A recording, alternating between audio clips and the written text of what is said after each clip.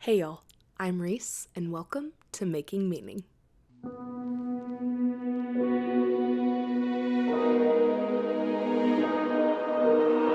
Making Meaning is a podcast by the Cohere Collective, here to help guide you along your path to make meaning in a way that makes sense for you. This week, I am joined by Osprey Orielle Lake, who is the author of this lovely book, The Story is in Our Bones: How Worldviews and Climate Justice Can Remake a World in Crisis. And I've just got to say, I so deeply enjoyed this book as a feminist, as someone learning about and trying to advocate for climate justice, and someone trying to educate myself about Indigenous populations and trying to be a good ally there. This book touches on all of those things and interweaves those tales and stories in a really nuanced and powerful way. The way we move forward with our lives individually and as a collective is really shaped by history and context in our past. I actually just watched The Holdovers, a movie with some of my really good friends, and there was a quote in it that just struck me, and Paul Giamatti's character says it. And I believe it's something like this. I hope I don't butcher it. But history is not just a study of the past, but as an explanation of the present. And I just found that to be so helpful in framing the way I approach my own study of history in the past, and these things that help inform us as to why we are the way we are in our personal history, why our family is the way it is, and perhaps generational patterns, but also why our society and culture is the way that it is, and really trying to investigate the things that complicate that and that make life hard for people now. We can look to history to try and perhaps solve or assuage or at least move the needle and take a step in the right direction. At least that's what I hope. I hope we can do that. So, Osprey and I talked about that, all of the topics in this book, as well as some other stuff that is just about her and her life and her story. Osprey is also the founder and president of WECAN, which is an acronym for her organization that stands for Women's Environmental Climate Advocacy Network. I had to go through the acronym in my mind, which is a lovely organization. So you can find Osprey and all of her stuff in the description down below. If this is your first time here, welcome.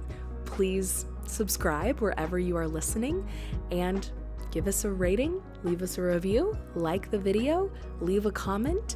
Unfortunately, I don't have any new comments to give anyone a shout out today, but if you leave a comment or a review wherever you are listening / watching, I'll give you a shout out in a future episode, and I would love to have that conversation with you. So let me know what you think. What is the biggest takeaway that you have from this episode? Let me know. I believe that is all I have, so let's take a deep breath.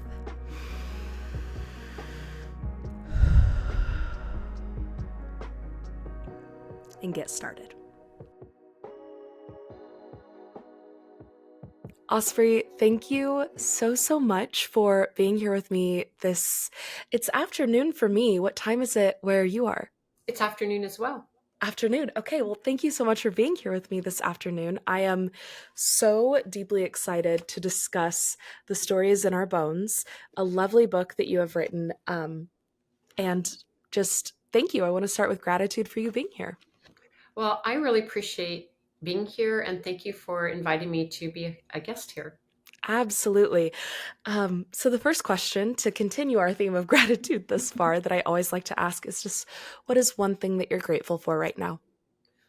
Ooh, right now in this moment, I am grateful that um, the sun is out today and Hmm. beautiful spring day here in Northern California. I'm appreciating that we've had rains, which, we've been through a lot of drought here in California. It may return, but right now, it's been very special to have the rains and see all the green and the blossoming flowers and just the beauty of nature and Hmm. life. And yeah, something I'm very grateful for in this moment. I love that. Sunny days are always so lovely, and watching everything bloom. It's very energetically aligned with this theme of spring that we're in as well. I love that. Second question I always like to ask, and it is a big one, but I find that it really helps us crack open the rest of what we're going to chat about. And that question is, what is your story? Of course, in your title of your book, you have "The Story is in Our Bones," but what is Osprey's story? And if it connects back to this book, that is beautiful and perfect. But I would just love to hear whatever you're called to share.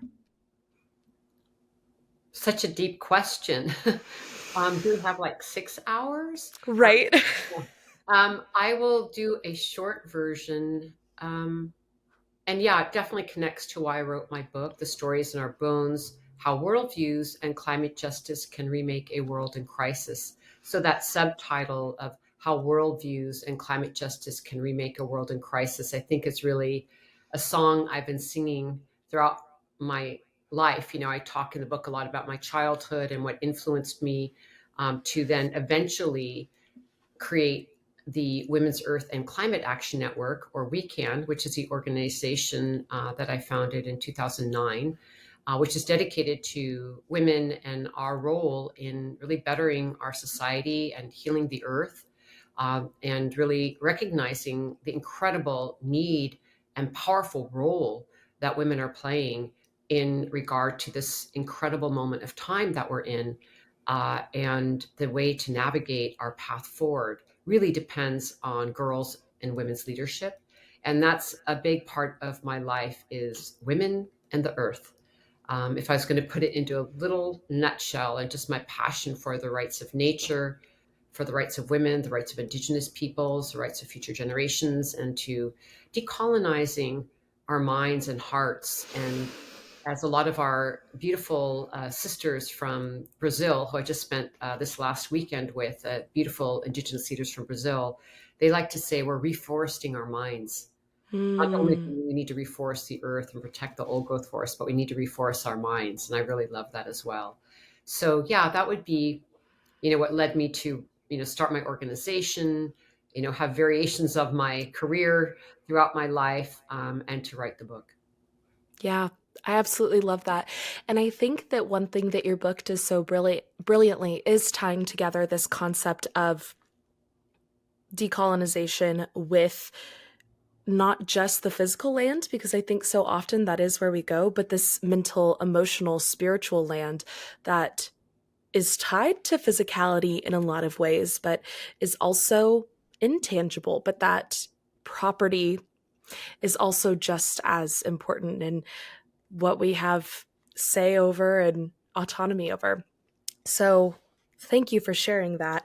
And I guess I just want to go ahead and hop into this on this note, because I think the title really is so brilliant. And like, you called some attention to the subtitle as well, but the story is in our bones. The very first thing I thought when I was sent an email regarding this book was, what a beautiful way to embody story, something that has started with oral history and verbal history, and yes, eventually has been written down, but this notion that something like story that is so intangible but yet powerful can also be deeply physicalized in the land that is our body, but also the land that we inhabit. What what do you think about the concept of embodiment and its connection to story? Oh, it's so wonderful what you just said. You're very poetic, and I love how you articulated that and received the title. For me, that is all I'd ever hope for, is that Mm, someone I didn't know like you would pick up the book and have those thoughts just from the title. Is just a total delight for me to hear. So thank you for that reflection. It's absolutely. really encouraging. A lot of times when you do these projects, you're in your little space in your computer by yourself, and you wonder, what is this going to do? Is this going to ever touch anybody? So it's very lovely to hear your words, and you're spot on about your your sense of what I was trying to convey, in that I'm looking at the story in our bones from many different aspects. One is just the fact that we are of the earth. We Mm. literally are part and particle of nature. And so this whole idea that, we're part of this earth lineage as human beings, which right now, unfortunately, many people feel very separate from in our modern society. We've sort of lost those root stories. We're talking about stories and lineages and ancestries and histories of what I like to call pre-patriarchal and pre-colonized times, which we're all a part of. We are all indigenous to some place at some point in time. And even though through modernization and all the things that have happened through, what we call the civilized world, and the rise of colonization and modern times, there is such a deep sense of separation from the fact of us being our body's part of the earth.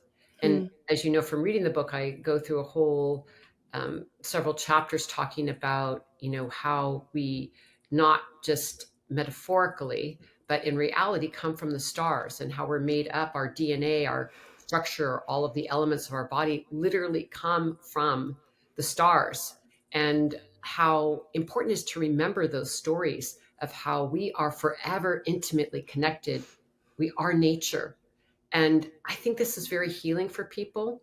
And also, it's different when we embody that sense because we're no longer carrying this orphanage from the living earth. And I think part of the Mm. transition we're in right now is how do we recollect and remember and rejuvenate this understanding that we're part of an animate living cosmology. We're part of an animate earth. The stones are alive, the bones are alive, the trees are alive, the rivers are alive, and we are alive within that web of life. And I think this is crucial to whatever we're interested in, with whether it's our well-being, or, as you know, I'm very politically involved with the Women's Earth and Climate Action Network, or projects that we do. When we go upstream, coming from that place makes a huge difference, which is the worldview part, which is where do our worldviews come from, and how do we get them reconnected to an earth narrative, and a narrative that is anti-racist, and a narrative that is decolonized, a narrative that can bring us into a different economy that respects the natural laws of the earth. So all of these things are stories that we carry, even if we don't remember them. So the book is really an encouragement and sort of a map about how do we reconnect with these stories, because stories are so important. They reflect our worldview, our ethics.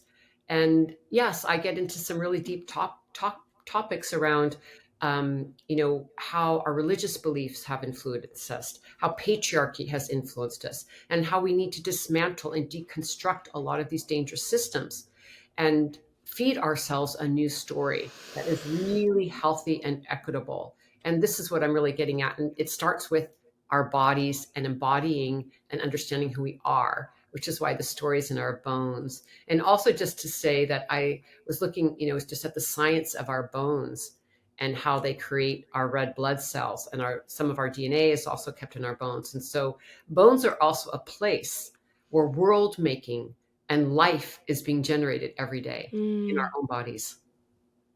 That is so beautiful. Thank you for sharing that. And I hadn't even made that connection between the more scientific, biological piece of bones really being this foundation of actual physical world making happening within our bodies all the time, constantly.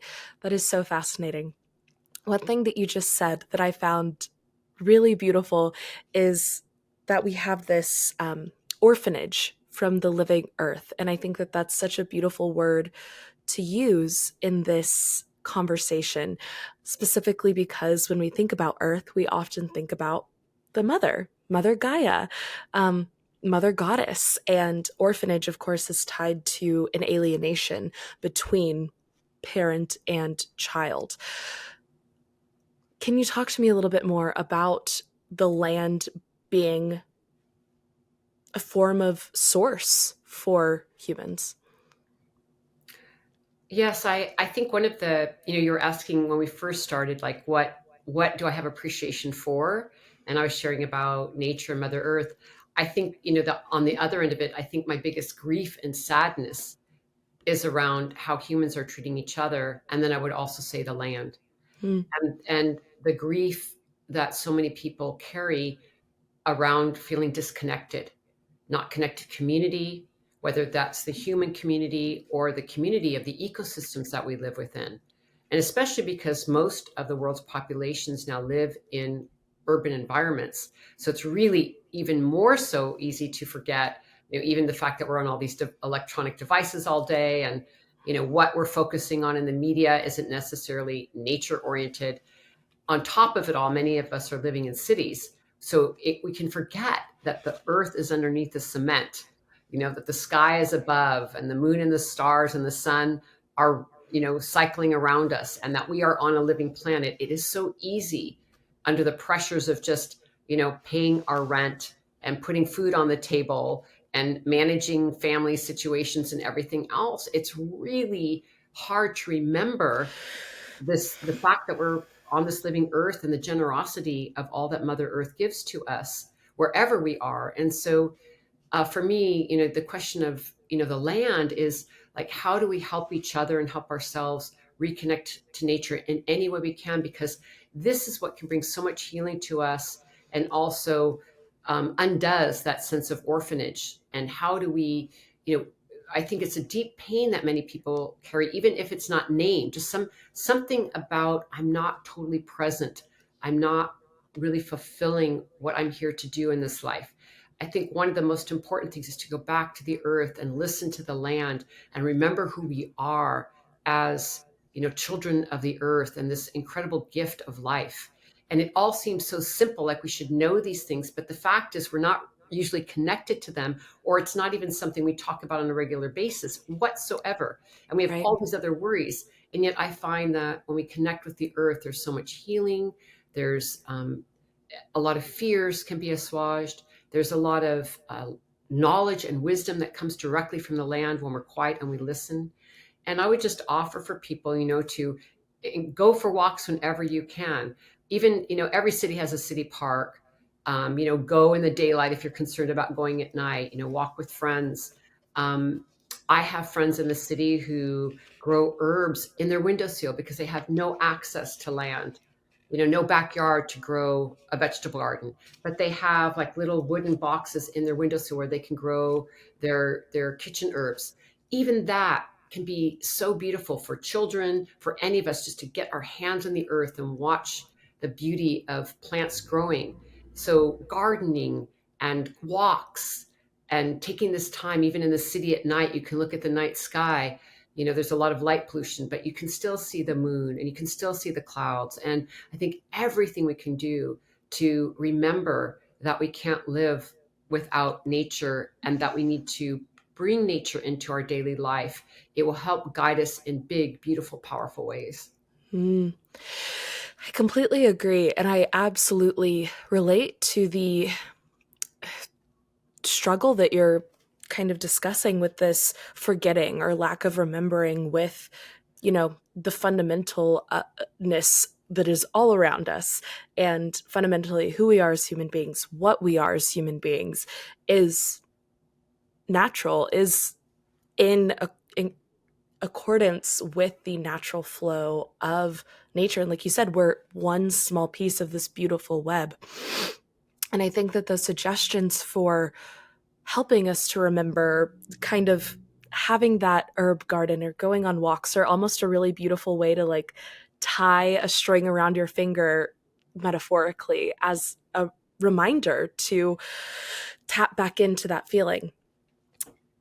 What do you think the biggest difficulty is that we face with forgetting? I know you talk in your book a lot about socioeconomic structures and different cultural systems that have come to develop that prevent us from engaging with the earth and each other in as wholehearted a way as possible. But what would you characterize that as?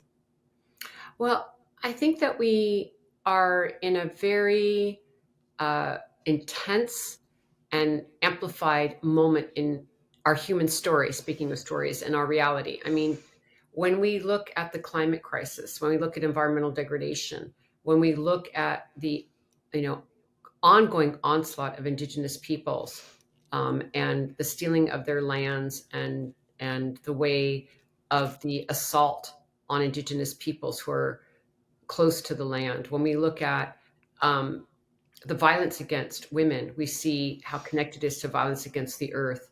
Mm. So when I go upstream a little bit in my book and in the work that we do, we're looking at, these, how did we arrive at these ideas of separation? How did we arrive at these ideas of hierarchy? As an example, a lot of world religions, and I'm not against world religions, and I'm not a religious expert, it has nothing to do with that. I'm talking about belief systems that we've all Hmm. grown up in that Sure. really perpetuate this idea of patriarchy, colonization, racism, and endless economic systems like capitalism, which are extractive economies that just take from the earth and never give back. There's no reciprocal relationship, and we can't just keep taking from the earth. But how do we get this idea that it was okay to see nature as our slave, in essence, as that you could just keep taking from the mother without giving back? Right. Where did that come from? Or the idea that women are less than men, or that we can't have gender diverse people, so that there's not a place for them. Like that isn't in, at the top of the hierarchy chain. And just these ideas of hierarchy themselves, and where do they come from? And so this is what I'm really interested in, is being able to name these things, learn about them, understanding their historical frameworks, because it's very hard to heal something that we can't name or diagnose. It's sort of, if you go to the doctor and you're not feeling well, the first thing they do is find out what is going on, because they can't just start treating you Right. haphazardly. So this is sort of how I'm looking at the problem that you offered in your question, is how do we get at root causes of the climate crisis? How do we get the root causes of gender inequality? How do we get at the root causes of colonization and violence and racism? How do we look at these things? And so part of, worldview is a vast topic. You can only pick up some of the threads. I'm looking at, how humanity developed these ideas of patriarchy and hierarchy. So, women, we have men above women, or humans are above nature, or white people are more important than everyone else. Humans are here to fulfill their purpose at the cost of everyone else. Endless economic growth models. We need to be in a system where we're constantly materially growing, because there's other ways of growing, but capitalism is based on endless material growth. How did we develop this? The idea of separation from nature, the idea of white supremacy, all of these things are what I'm talking about. And how do we look at them so we can name them and then begin to Yes. transform them? Once we can name them, we can begin to understand them inside of ourselves and begin to question ourselves and our assumptions, and catch ourselves in the work that we need to do to decolonize ourselves, not be racist, not be, perpetuating patriarchy, so that we can lift up the earth and we can lift up all peoples. But it really begins inside of us, but then it's enacted and embodied in all the things and all the activities we do. And so for me, it's a lot about looking at the root causes and where these systems come from, so that we can recognize them and transform them. Hmm. I think that really makes so much sense to me. And with root cause analysis, it really helps to get at the underpinning of the why, right? As opposed to just layering another like symptom solution on top. And it's very like slap a band-aid on it mentality. Um, have you identified something that really does feel like a root cause? Because I think it's, at least for me, I don't want to discuss anyone else's reaction to this book, but in reading this book, I feel as though it's impossible to separate all of these concepts from one another. Our, like you were just discussing, our relationship to the earth, to the land, to femininity, to divine womanhood, to patriarchy and how that has evolved, and capitalism and these different structures that have come about to impose a hierarchy that allows us to quote unquote win, even though what is winning? What does that look like? When I would argue that this book discusses how true success would be in harmony and reciprocity, and not one thing prevailing over another, but in us all cohabitating together. Yes. So have you identified something that feels like a root cause for all of these interconnected pieces? And that's a very weighty question. And if that is, I think even if you have a good answer for me right now, I would also imagine that that work and evolution of that answer will continue to happen. Absolutely. And I think you said it very well. I mean, I don't think that it's one thing. I think it's an ecosystem Hmm. of ideas and how they feed off of one another. So if you kind of like tug on patriarchy, you're going to sort of tug on colonization, Right. and you're going to end up, looking at capitalism as a natural outcome of this idea of dominion over the earth and dominion over others, which is also going to lead you to white supremacy because someone still has to do all the labor and all of that harmful activity of extracting fossil fuels or different minerals that are needed for the transition to renewable energy, or things that are needed around water issues. They're all going to go back to this extractive economy, which Hmm. could only come about if humans believed they had dominion over nature and were more important than nature. Because if you just to kind of flip it another way, when you look at indigenous peoples, just as an example, 80% of all the biodiversity left on Earth is in the lands and hands that are stewarded by indigenous peoples. And there's a reason for that, which is their worldview and their ethics and understanding of being part of the web of life. And so we can see there's other ways of knowing and other ways of organizing society, and looking at our own ancestors when they were connected to the land, wherever we're from, and understanding, our own roots in a positive sense of going back, not just to like analyzing root causes of problems, but also going back Right. to our own roots of our own traditions that were connected to the land in, pre-colonized, pre-patriarchal times. We can see a lot of egalitarian societies, uplifting of the mother goddess, and a whole different way of viewing the land, and how do we have a reciprocal relationship with, when we take from the earth, how do we give back, and what are planetary boundaries? What is an economy that respects planetary boundaries? What is an Hmm. economy that respects the natural laws of the earth? What are codes of conduct of how we live and how much we consume that respect a healthy ecosystem?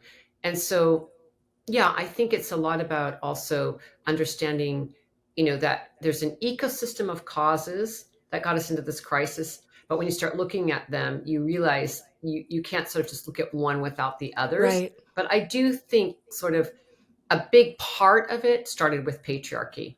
I wouldn't Hmm. just like say only, but I think when I look at it, I see patriarchy being, at the apex, because that's a very big separation of female and male power that then triggers other hierarchies.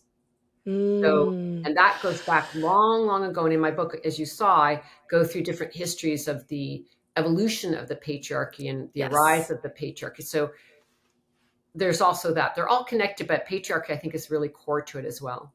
Hmm. Absolutely. One thing that I found so neat. I'm like, that's not an adequate adjective to describe this, but is the one that came to me. But really fascinating about the way that you discussed the evolution of patriarchy and the rise of it, um, was in your language usage around it. And I want to pull something up from the book specifically, because I really found it so useful. And it was really about our connection to language and our language usage. But that when we're discussing the distinction between a matriarchal society and a patriarchal society, a really important distinction that you draw is that a matriarchal society does not entail that women are best above better. And yet a patriarchal society does imply that men are best above better, in charge, in power. Matriarchal society relies on this beautiful interplay between people and between us and the earth, the land. And that's something I've been thinking a lot about in terms of my own journey as a feminist and in trying to have conversations with people about feminism, is that language of feminist. A lot of people have a misunderstanding around it being, well, we can't flip back to the wrong, like overcorrect, I suppose, and say that women are inherently better than men. I'm like, the root definition of feminism is equality and equity and a partnership of things, as opposed to continuing a hierarchical way of thinking. And just reading that little section really switched something in my brain about, it is impossible to describe to someone the difference in feminism or matriarchy and patriarchy from a framework of hierarchy, because it is inherently unhierarchical. So I don't know if there's a good question in there, but I would love to hear your thoughts on this kind of concept between removing hierarchy from the way that we do things and a shift in that mindset. Mm. Very, very important distinction to make. And again, it's funny because we're humans. We make up these words and then we give meaning to them. But I completely agree with what you said, because in context to most humans' understanding of patriarchy and matriarchy, we have developed a patriarchy, which is all the things that you said. Men above women and better and in power, and quite frankly, white men specifically. But there's patriarchy in every, almost every stretch of the world now. Not all, but a lot. And yes, this idea of matriarchy is pulling upon this idea of egalitarian societies. And so I really love the work of Maria Gumbutas and Riane Eisler. They're two scholars that I really love. And Riane Eisler is a wonderful friend and mentor of mine. And both of them, Maria Gumbutas did a lot of work. She has since passed, but did a lot of work around, she's an archaeologist, a linguist. And so, she did a lot of this research to surface the language of the goddess and the history of the goddess, and showing all over, particularly old Europe. I mean, it's all over the world, but, her area and scope of work was in old Europe, and very exciting work, that really brought a lot of strength to the feminist movement to reclaim our knowledge of the sacred goddess, the sacred feminine, and the role of women in society, and showing, not only that the goddess was revered equal to the gods, but also that women were in leadership roles. And so there's a lot of archaeological evidence and findings for this, which is really, really exciting. And just to give an image, so it's not so abstract, there's this one story I tell in the book that I really love, because I was researching my own ancestries in old Europe about, in what is now Ukraine, this circle of clay women that were found in a sacred vessel. And they're all sitting in a circle, in very dignified chairs, some of them that are are animal creatures, and each of them sitting in council together as clearly a women's circle in council as leaders. And just to be able to touch our ancestry in that way, and to be inspired and in remembrance of who we are and where we come from as women, I think is really powerful. And for men as well. I think it's not about putting men down, but about about lifting women up. And, this is what we're looking at when we talk about matriarchy, as an egalitarian society. And within that context, also the Mother Earth. There's a deep relationship between casting down the mother goddess, casting down the Mother Earth, and what that did to women. It's completely connected. And those two things can't be separated. And so everyone is at a loss and has been hurt, but that by the transition of, human societies all over the earth moving from egalitarian, matriarchal, matrilineal societies to this idea of dominion over women, dominion over the land, dominion over the earth, and on it goes.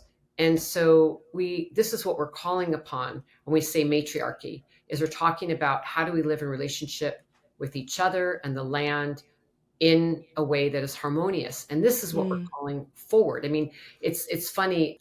There's a saying that I really love that I learned from Indigenous peoples in the global South, but I think it also is being expressed in different ways by different people, about the future is ancestral. The future is Mm. ancestral. And I really love that because we do need to pull from the deep roots of our ancestors and all that knowledge. Again, I keep using these terms pre-patriarchal and pre-colonized times because it's so important that we know where we come from and this vast knowledge that we still carry in our bones, if you will. And Absolutely. so this is what we mean about this matriarchal world and bringing back the matriarchy, which means bringing back the balance. As you said, it's not about women now having dominion over men. No. And also for men, I would like to say that, men have suffered under patriarchy as well at a spiritual and emotional level. And it has caused a lot of, you know, insanity and mental illness and suffering for men as well. I'm mostly focused on women because we must stand with those who are being marginalized and hurt. But there's so much healing for everyone within the context of this transition that we must call forward. We must summon it and we must create it because, we are in an emergency in many ways. And, what many scholars are calling a polycrisis right now, ecologically, economically, socially. And so we need a very different system. And this is what I'm really aiming at in my book and in the work that I do is how do we generate this new world that we all know is possible, that is egalitarian and beautiful, that will be so much more beautiful and happy for all of us. But we have to Right. really work to get there. It's a struggle. So this is also the aim of a lot of the work that we do at WECAN. We do a lot of projects like on reforestation and food sovereignty and rights of nature, many things that start demonstrating this way forward. And we need to keep building it, seeing it, envisioning it, because I think it's so important that we demonstrate it and create ways for people to visualize it and to experience it and to see it in action. So that's not just conceptual, but something that we see Mm. people really doing and embodying and experiencing. Absolutely. And I think that is even beautiful in how it brings it back into this physical, right? And our tie to the land and this um, beautiful embodiment and connection there. One thing as you were talking about this that kept kind of coming up in my mind is back in my high school world history class, one thing that just kept coming up over and over again when economy and society really started to take off was settled agriculture, and why that allowed us to really grow and expand as a society was because we were able to create a surplus of food, of resources, of anything that could possibly be needed. It was surplus. And even now, in talking about this, that language around being able to create a surplus is rooted in, like you're discussing, taking from the land without giving back, creating more than we need without replenishing. And I think there's absolutely a way to do this where, we can work reciprocally and in harmony with these things around us too. Be able to have settled agriculture and be able to expand and grow as human beings in a way that's also beneficial for our environment, that will then in turn be beneficial for us. It has to be symbiotic, right? In order for the growth of anything living. One thing that I also deeply, deeply want to make sure that we discuss, and since we're kind of talking about patriarchy and pulling on all of these different strings, taking us back, is your discussion of the witch hunt that happens and how the witch hunt really is at this crucial intersection of so many different things occurring. Like right at the beginning of settling the United States, and in this crucial time of establishing religion and new economic systems and structures here. Why do you think that is, that this vast attack on women, that I would argue are women who are just more connected to spirit, to source, and utilize that knowledge of their ancestors, that it's deemed witchhood, and then witchhood is deemed as demonic or evil or bad or any other synonym there?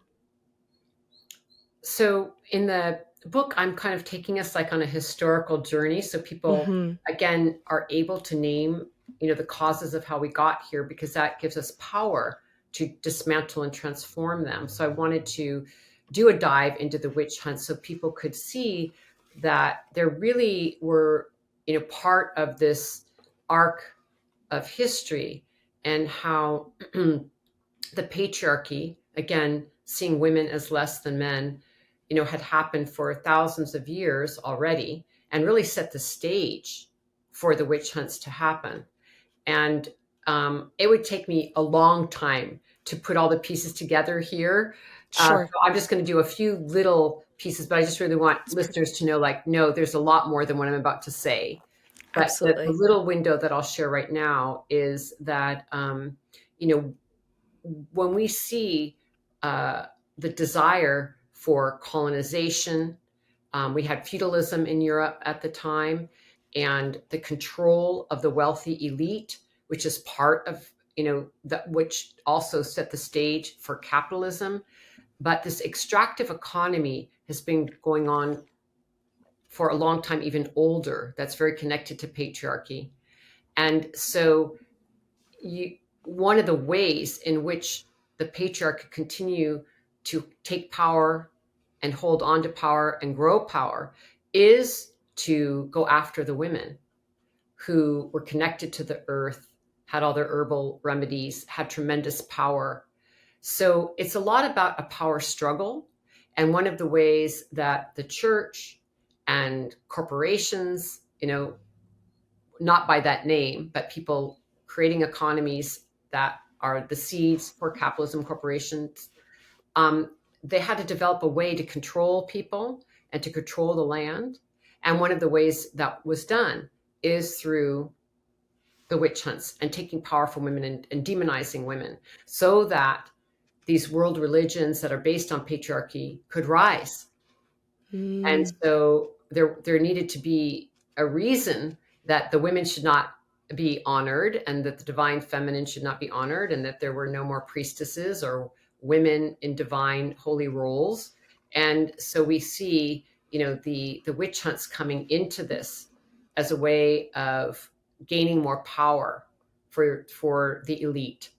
And again, it's so much more than that, but I'll just leave it at that. So it's part of the story of patriarchy. It's part of the story of colonization. It's part of the story of this dominion over others narrative that unfortunately has developed to such a dangerous, extreme degree.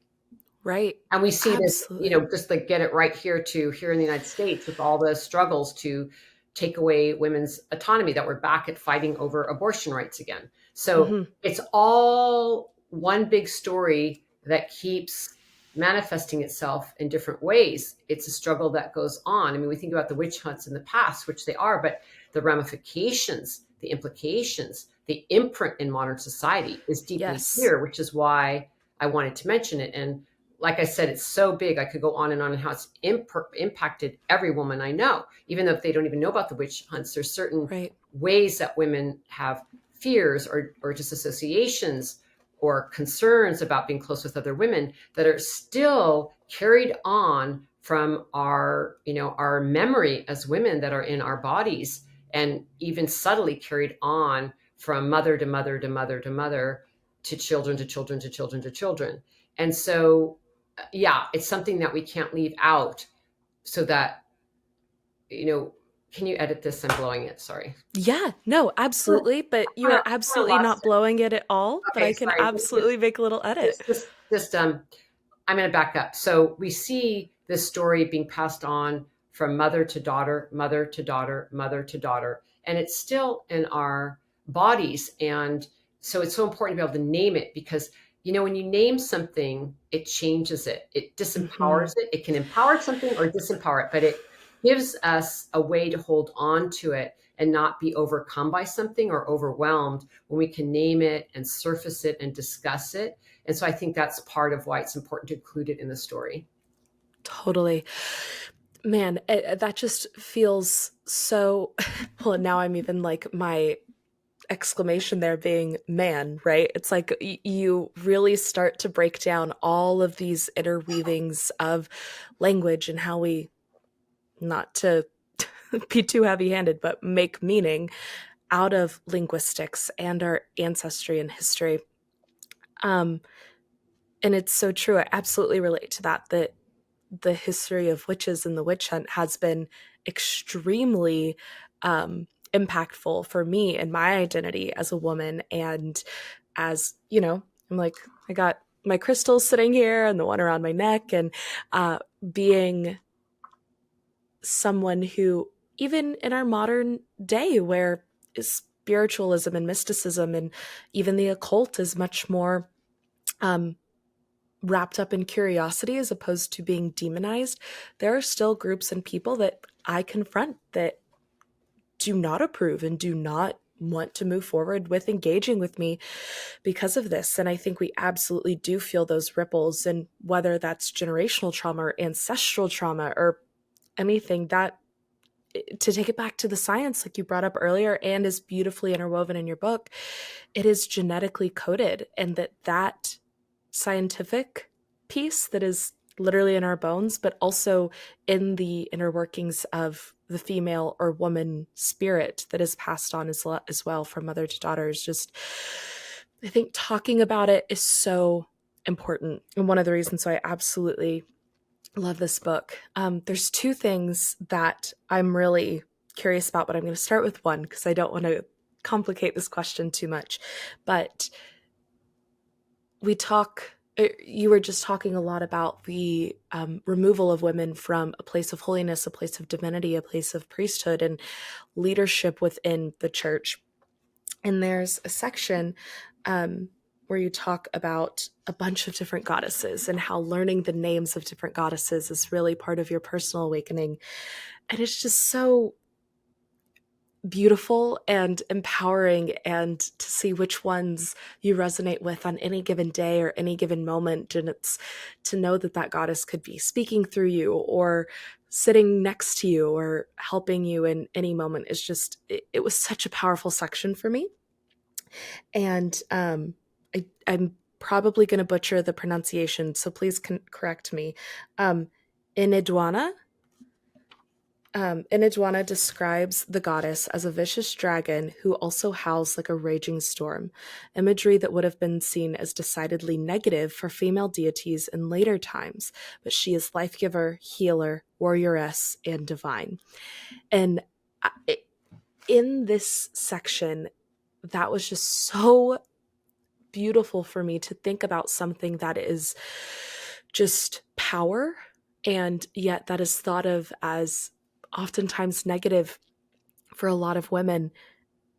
I want to ask you about female rage and female anger and womanly rage, and the importance of, yes, taking back this place of femininity that is holy and is quote unquote light, but also allowing women to embrace the dark as well, that we can shed some of this perfectionism that we feel we must have in order to kind of fight and scrap and scrape to get back any ounce of leadership, that we don't have to be perfect and all of those things in order to still be worthy of this equality and egalitarian society. So I would love to hear your thoughts about that concept and women being able to embrace anger as well.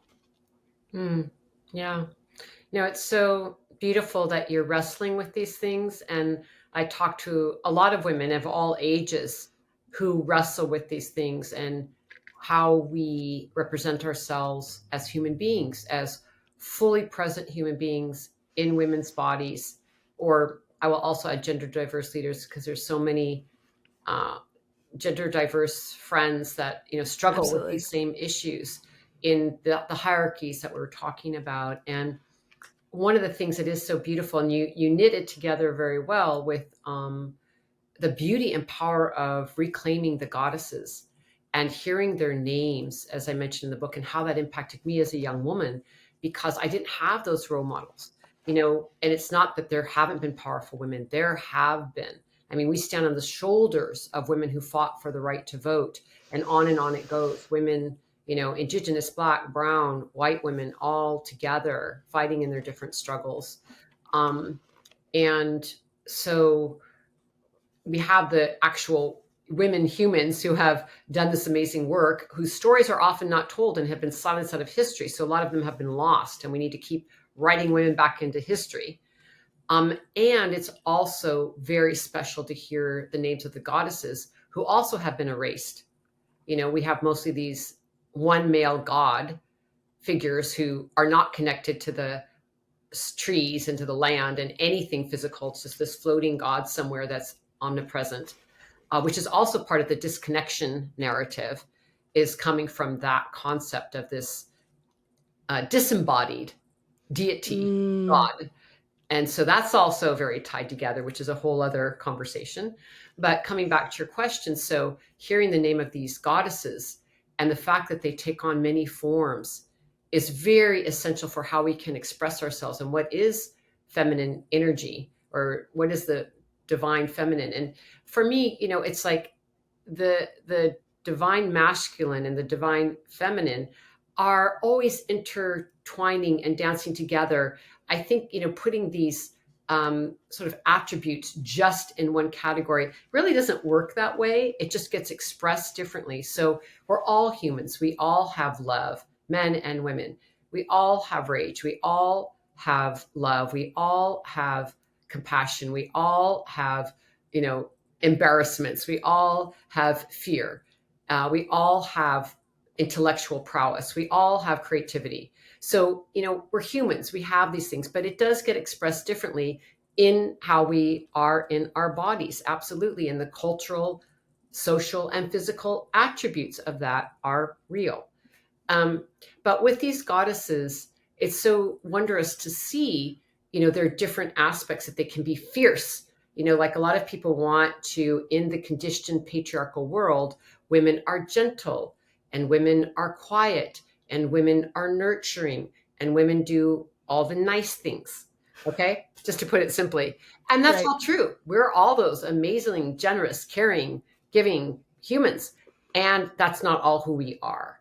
And that's Right. sort of what I hear in your question. Of course, we have rage, we have, fiery sexuality, we have excitement, we are, brilliant, we are mentally savvy, we are strategists, we're a lot of things. But the ones that get sort of mostly denigrated are that our fierceness, our rage, anything that stirs up a confrontation is particularly attacked. And so, yes, we need to be strong and support each other and stand in solidarity when any one of our sisters stands up firmly and confirm that, and not say she's being bossy or, whatever, is being said negatively because a woman decides to express herself in a powerful way.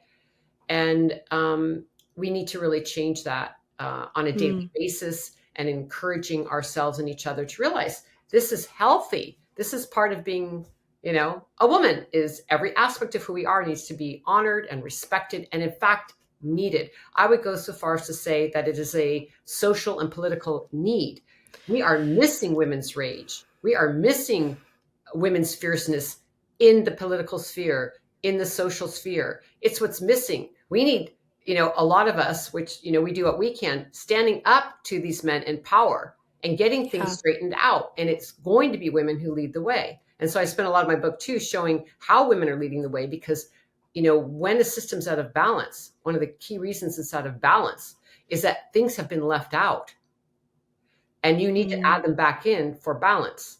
Right. So we need women and their fierceness and their brilliance and their passion back in the story. We need Indigenous people, Black and brown women who've been marginalized and completely, attacked and violated, back into the story. We need Mother Earth back in the story. This is what's going to heal us right now and bring meaning and sanity to a very insane time. Let's face it, things are crazy. I don't know what else to say. Things are so out of balance and so harmful right now. We're in such a dangerous moment for humanity. Yet there's so much hope in who we are and what we can do. I could tell you so many stories about the work we do with women that blows my mind, the successes that they're having. But we have to remember we are in a time which we have to stand up to the powers that be, right? Or we won't be able to express all of the way we want the world to be and the solutions that we have. And the last thing I just want to say while we touch on this, the goddesses is, the goddess that you're referring to is Inanna. That was what the poem was about, the goddess Inanna. And I wanted just to mention her because not only is she all the things, which has been paragraphs writing about, so I won't say them here, but the one point that is relevant to this moment is that she also is Venus, the morning star and the evening star. And so there's ways that she's described about how she goes to the underworld and does all of this work and then comes back up to the surface. Well, it's because, when we can see Venus and then she goes away at night. And one of the things that's also beautiful to realize about these goddesses is that they are the natural systems. It's really important to make that connection that she's all the things that you describe, but she's also right there in the sky. And that also connects us to the land. And these goddesses are the land. They're not separate. Right. They're not the omnipresent, invisible God who's disembodied. They're spiritual, ethereal, but also grounded in the rivers, the mountains, the sky, the cosmology. Yeah. Grounded both literally and metaphorically, right? That's so beautiful. And I just love this conversation. This is like so energizing to me and exciting. And I just am fascinated and captivated by everything that you are sharing. So thank you. To continue on this same track, I think another piece of this section about the goddesses that I found so powerful was the power of names. And even in you just sharing, Inanna is also Venus, and how there is this shared name that slightly, depending on who you're talking to and how we're conversing, those two names carry very different histories and myth and cosmologies with them and belief systems, and thinking about ancient Greece versus indigenous people or different belief systems absolutely colors the way we think about these goddesses. A big thing that is returned to in your book that, of course, I'm very interested in as someone who's interested in how we make meaning is language. And chapter 13 is worldviews conjured by words. And I think the way we use words is so important. We are both trapped and empowered by our use of language. It is the mode we are forced and privileged to comport ourselves within. And the way we name things is so important, both within these goddesses, but also like you were talking about earlier, when you name something, you are allowed to dissect it, understand it. It both can empower and take away power when it is named, when it is this entity that we can actually talk about. And to speak to my own experience with that, when I received a mental health diagnosis, it absolutely empowered me to understand and research, oh, this is why I feel the way I do. These are the things I can do to move forward and learn about myself and the things that I need. And that naming of the thing was just so powerful, but also changed the way that I conceptualized of myself in the way I tell the story of who Reese is and who I want Reese to be. Linguistics and language, these names of these goddesses, I think, of course, we see language change throughout time. And of course, our socioeconomic systems change language. How do you see language kind of being a part of this whole process and these interconnected systems? And yes, just this beautiful conversation we're happening. Where does the piece of language come into play? Thank you for that articulation. Yes, I mean, I really was excited about that chapter. I really enjoyed writing it. It was really beautiful to look up, the roots of certain words and to think about language. And why I included it is because, of course, we look at worldview and changing our worldviews to be life enhancing and life honoring. It brings up, well, how did our language not become that? And I think our language reflects our worldviews. So if we're going to change our worldviews, it's really important that we also look at our language and the way that we talk about things. So here's like an example we can just wrap our hands around is when we talk about our rivers, our forests, most often we talk about them as resources. And so that immediately puts us in a mercantile mind, extractive economy mind, because we're not even naming the name of the river. It suddenly doesn't have a name. It's not Mississippi River. It's not the Wanganui River. It's not any river we know by name. Beautiful names that these rivers have, and the living waters of life. We can't live without water. Or just naming, board feet, in essence, when we talk about the forest. It's resources. How many board feet resources is that in that redwood forest or that fir forest? And this reductionism to the word resources, I find really detrimental. And so if we talked about the actual name of the river, the names of the trees as living relatives, as we were talking about earlier, about how do we regenerate an animate cosmology where everything is alive, which it is. It's different when we're in relationship to the earth and we're seeing the mountains and the rivers and the animals and the plants as living relatives, which they are. We are relatives. It's very different about how we would approach those living relatives if we needed something. And we wouldn't be decimating them. We'd be trying to care for the tree family, the tree people, the river story. We would be in it all together, seeing how we survive, how they thrive. And so language has everything to do with how we view the world and our place within the world. And I just wanted to give one example of something I was sharing that I went in my research around, ways also that language connects us to the earth. And I give several examples about how in many older languages, and certainly in indigenous cultures today, a lot of the names of the months reflect either what's happening with the earth or our relationships as humans to the earth at that time. And so even how our language can tie us and knit us into our ecosystem. So I was visiting a friend in the Czech Republic, and he was sharing with me some of the old Czechish language. And he was telling me that January is called Leden, which means ice. And February, Unor, is hibernation or ice lowers. And March is Bretzen, the birch or sap. And April is Dubin, the oak. And May is Kvetten, the blossoms or flowers. And I won't go on, but you get the idea that you really hear, you're talking about the month, but you're immediately tied into the land and the season. Whereas now we see like January, February, March. And of course, I know intellectually that they're connected back to Greek gods or goddesses, but even January, I don't know what that means. It's a word. And so it's also disembodied.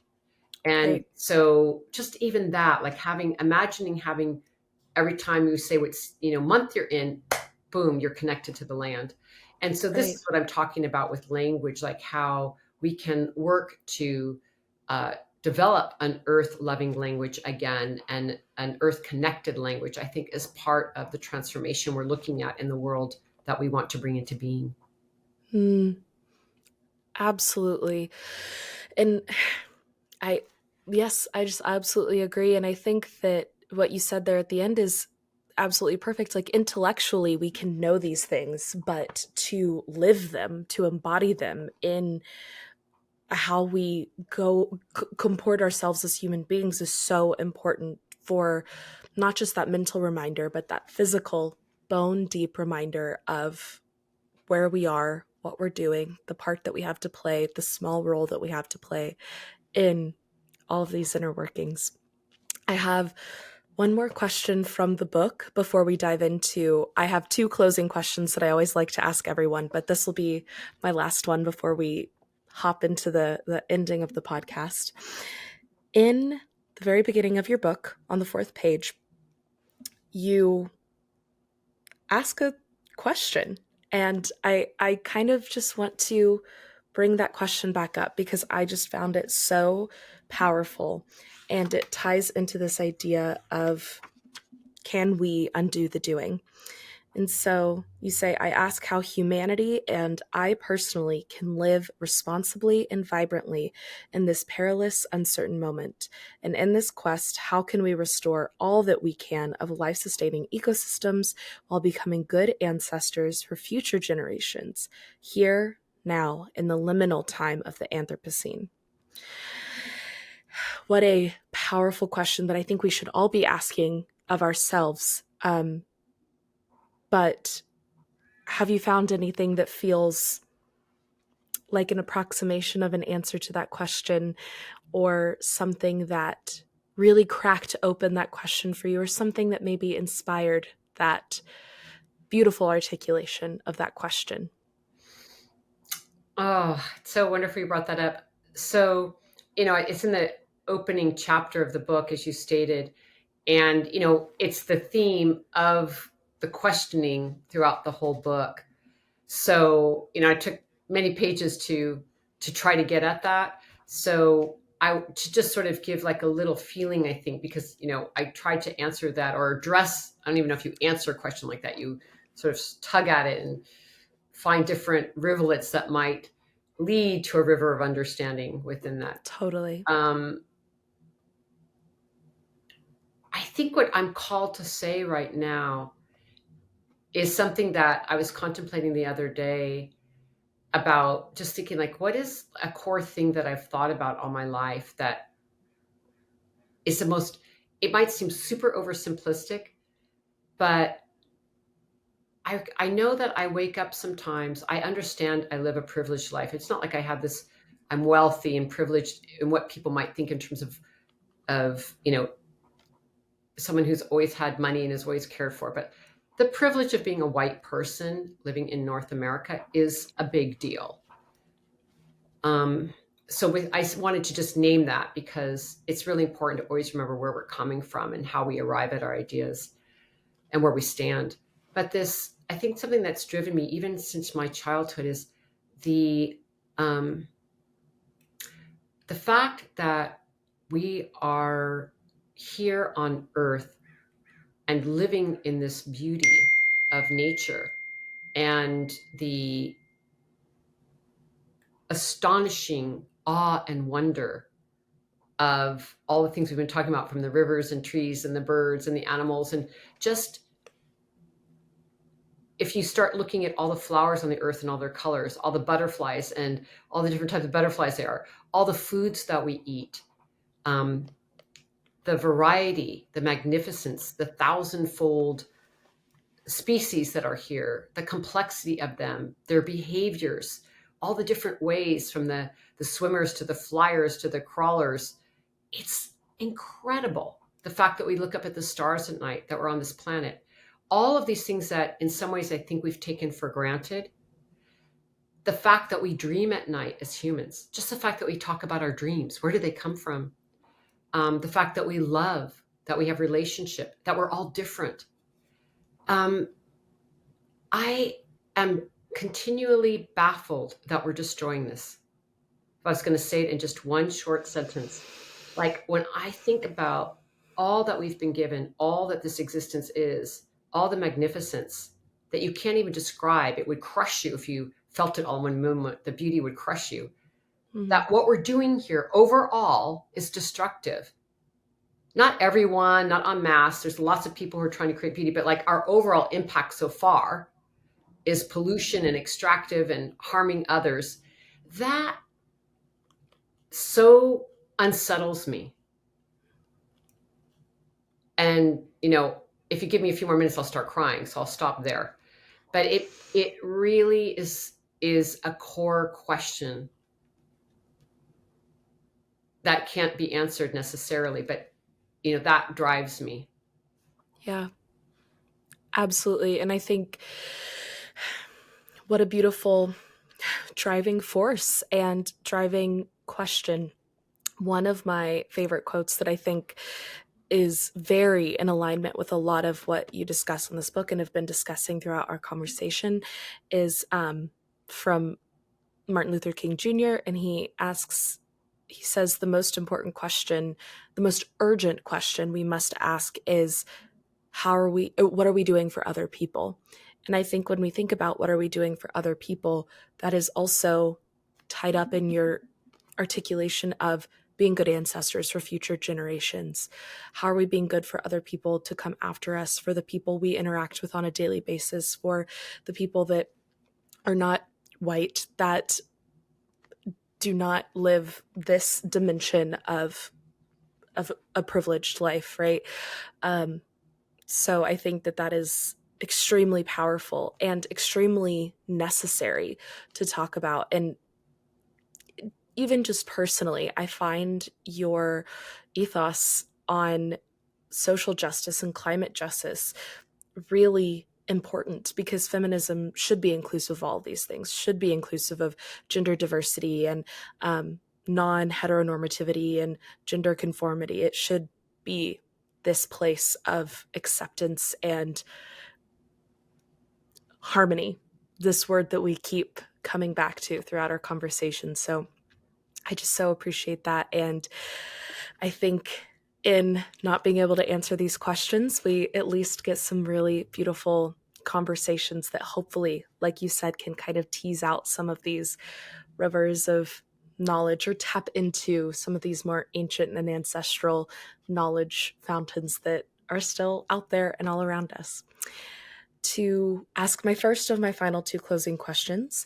This one is just in light of our conversation, of everything we've discussed. Is there anything you would like to return to? Anything you feel called to clarify, clear up, add to, or bring up that we didn't touch on that you're like, I would be absolutely remiss if I did not throw this out there during this conversation? This is space for if there's anything, including if you want to plug your beautiful book.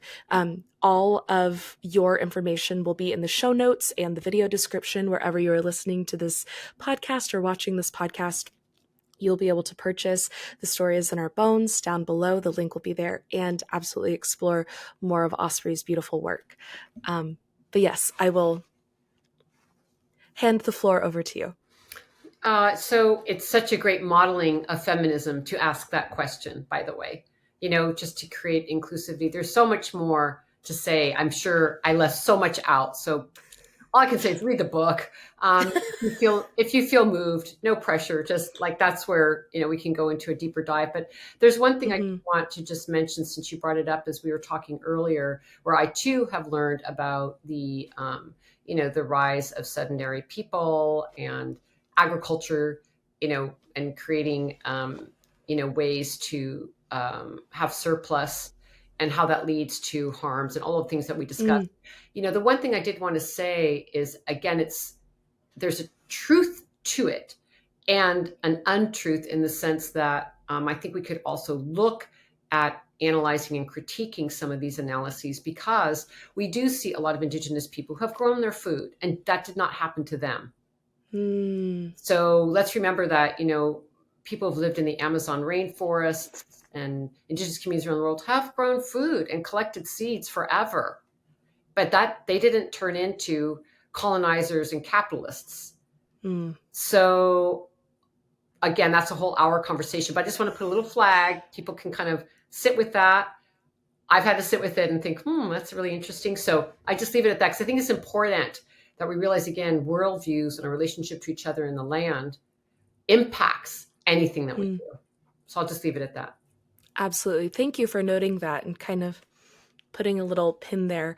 And I think you also, yes, thank you for noting that this is, of course, just an hour and some change conversation about these things. There's no way we can get into the depth and density and complexity of all that there is, one, within this beautiful book, but two, within all of these issues. This is lifetimes and lifetimes of work. So thank you so much for contributing to these lifetimes of work and doing this work. My final question to just attempt to round out our conversation in a beautiful way is a nod to language, but what is one word that describes how you feel right now?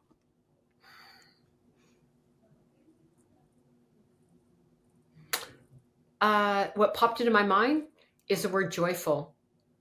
And I feel joyful because this has been such a wonderful conversation. I couldn't agree more. These conversations light me up, and it even makes me think about what you were mentioning in the beginning, that there is so much, we are in such a scary time, and yet there is so much hope. And it is conversations like this and books like this that give me that hope. So, and let me just reflect back what, for listeners to know, this is the first time we've ever met. And yes. Reese, you're an amazing host, and I love the spirit in which you are presenting yourself and your questions and your inquiry and making space for these conversations. And thank you so much for having me as a guest. It's been really, really special. Thank you so much. I really appreciate your kind words and your time and energy in over the last little bit of time. I'm really excited to share this conversation that we've had. Thanks so much. Thank you all so much for joining me today, for being here and being a part of Making Meaning. A huge thank you to Osprey Orielle Lake as well for coming on the show, for her time and energy, and for this beautiful book, The Story is in Our Bones, How Worldviews and Climate Justice Can Remake a World in Crisis. If you would like to read this book or learn more about Osprey or her organization WECAN, head down to the video description down below wherever you are listening or watching, and you will be able to find all sorts of information down there. If you would like more about Cohere and the collective and what we're doing, head over to www.thecoherecollective.com. You can also follow Cohere anywhere you have social media, all at the Cohere Collective. I would love to connect with you over there. Our main one for updates and information is Instagram, so definitely go give us a follow. And if you would like to, you can follow me on Instagram at Lillian Reese Brown. A huge thank you to Nicole Oesterreicher for making Meaning's art and podcast cover, and a big thank you to Tristan Morgan for making Meaning's theme music. Right now, I am feeling whole. I don't know if I've ever used that word in this segment. This part of the year has been really tumultuous for me. There has been a lot of changes, and I still feel like I'm in a period of transition, but every single lesson I feel like continues to communicate to me that I am on the right path and I should keep going. And that just feels really good. It feels really good that even as hard life things happen, to know that it's helping me do the work that I love and hopefully make the world a little bit of a better place. Thank you so much for being here, and I hope you feel like you are living more coherently. Until next time, love.